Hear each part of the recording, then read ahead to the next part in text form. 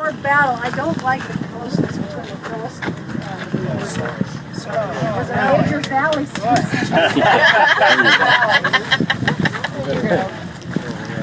This is 1 Samuel 17. Oh, but you don't come to later on. Yeah, I don't have to crouch for that. The Philistines gathered their forces for battle. They were gathered at Soko, which belongs to Judah, and encamped between Soko and Azekah, all the way around. Saul and the Israelites gathered and encamped in the Valley of Elah. They formed ranks against the Philistines. The Philistines stood on the mountain on one side, and the Israelites stood on the mountain on the other side, with the valley in between. And there came out from the camp, get ready, of the Philistines, a champion named Goliath. Watch your head. Yeah. Whose height was 6 cubits and a span. There you go. So, way up in the trees. Let me just tell you, by the way, that probably the Septuagint is right here, and he's not 9 feet tall. He's only 6 feet tall, which means you're just right. Just right, so you got it. Just right. Peter could have been too. 6 feet and a span. So we're good. Is this going to go on Facebook, Peter? He had a helmet of bronze on his head, and he was armed with a coat of mail, that'll do. And the weight of the coat was 5,000 shekels of bronze. He had greaves of bronze on his legs, and a javelin slung between his shoulders. The shaft of his spear, you're going to transfer javelin to spear right now. I didn't go into verse 7. The shaft of his spear was like a weaver's beam, and his spear's head weighed 600 shekels of iron, and the shield bearer went before him. He stood and shouted to the ranks of Israel. Why do you come? And, why do you come out and line up for battle? Am I not a Philistine? And are you not the servants of Saul? Choose a man. Where's a man? Choose a man and have him come down to me. And if he's able to fight and kill me, we'll become your subjects. But if I overcome him and kill him, you'll come and be our subjects and serve us. And the Philistines said, This day, I defy the ranks of Israel. Give me a man. Let us fight each other. When Saul and all Israel heard these words of the Philistines, they were dismayed and greatly afraid.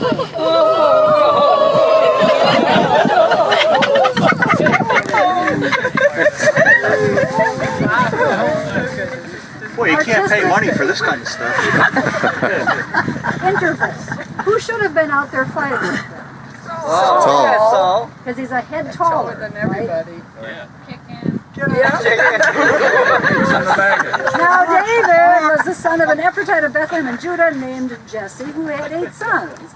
In the days of Saul, the man was already old and advanced in years. Kind of looking.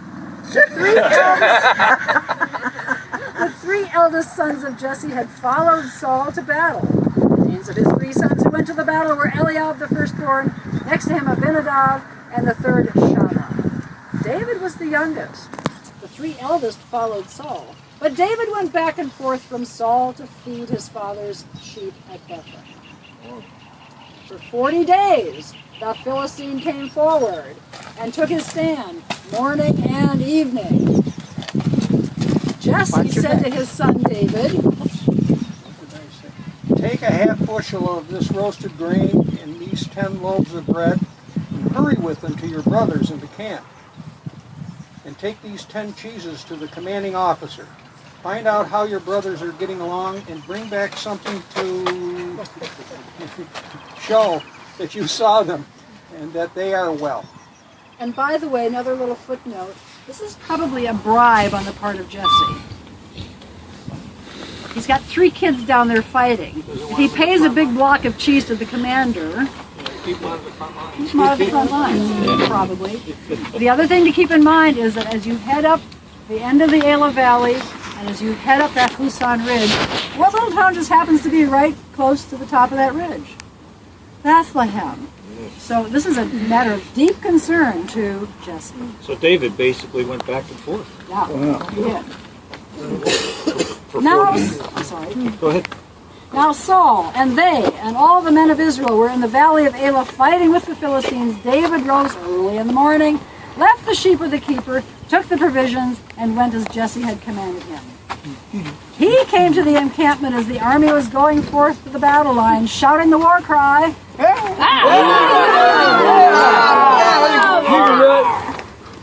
Israel and the Philistines drew up the battle army against army. David left the things in charge of the keeper of the baggage, ran to the ranks, and went and greeted his brothers. As he talked with them, the champion, the Philistine of Gath, Goliath by name, came up out of the ranks and spoke the same words before. Just say them again. Okay, you runt, whatever it was there. Yeah, why do you come out and line up for battle? Am I not a Philistine? And are you not the servants of Saul? Come on now, choose a man who can come out and fight, paraphrased. And have him come down to me. If he is able to kill me, then we will be your subjects. But if I overcome him and kill you, you will come and be our subjects and serve us. This day, number 25, 26, 27, 28, 29, 30, 30, whatever it is, up to 40. This day I defy the ranks of Israel. Give me a man, and let us fight each other. And David heard him. Now that's not quite enough. All the Israelites, when they saw the man, fled from him. Oh well. Good effort, The Israelites, as many as them have a text in front of them, said, "Have you seen this man who has come up?" Keep going. Oh, verse 25. "Surely he's come to defy Israel." Keep joining me. "The king will greatly enrich the man who kills him and will give him his daughter and make his family free in Israel." David said to the man who stood by him, "What will be done for the man who kills this Philistine and removes this disgrace from Israel? Who is this uncircumcised Philistine that he should defy the armies of the living God?" The people answered him in the same way.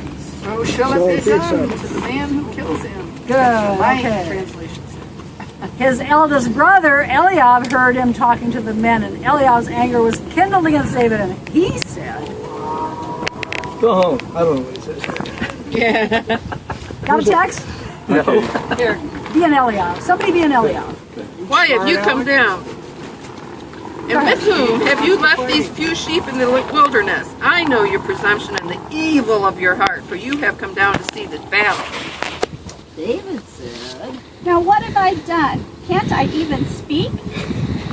he turned away from him towards another, and spoke in the same way, and the people answered him again. When the words that David spoke were heard, they repeated them before Saul.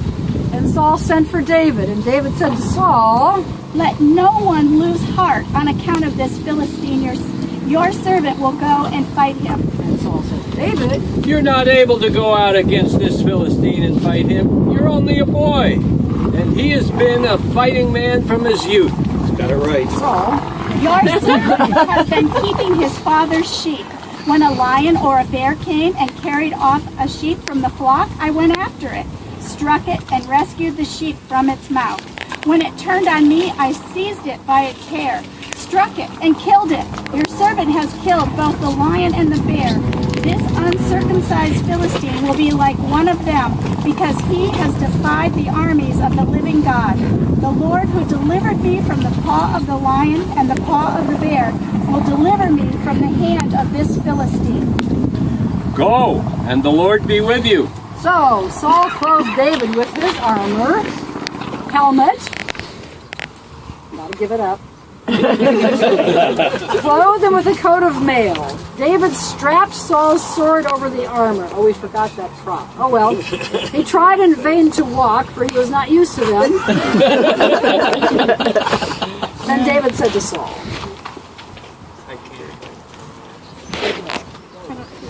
I can't go in these because I am not used to them. So David ripped them off, took his staff in his hand, and chose 5 smooth, stones. Put them in his shepherd's bag. Good pocket. His sling was in his hand. And he drew near to the Philistine. The Philistine came on and drew near to David, With his shield bearer in front of him.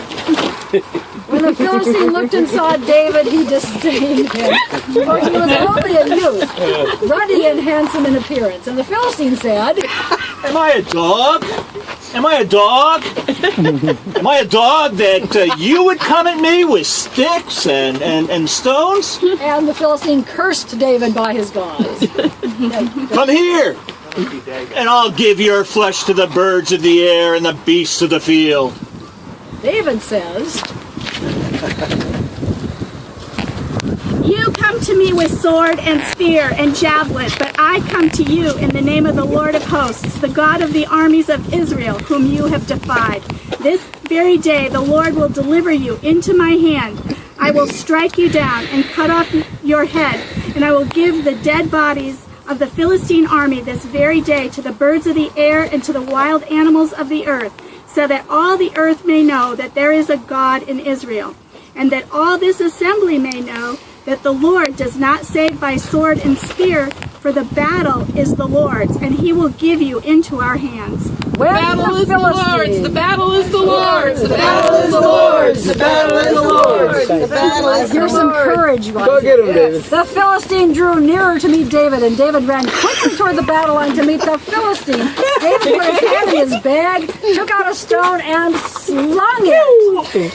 And the Philistine was struck from the head. There's one thing that's dramatically wrong with this. He's supposed to fall face down. That's all right, let's keep going. So David prevailed over the Philistine with a sling and a stone, striking down the Philistine, killing him with no sword in David's hand. Then David ran and stood over the Philistine, grasped his sword, that blue thing, The Israeli flag. blew it out of his sheath, and killed him. And then he cut off his head. There you go. You got it. When the Philistines saw that their champion was dead, they fled. Time to go. Let's go.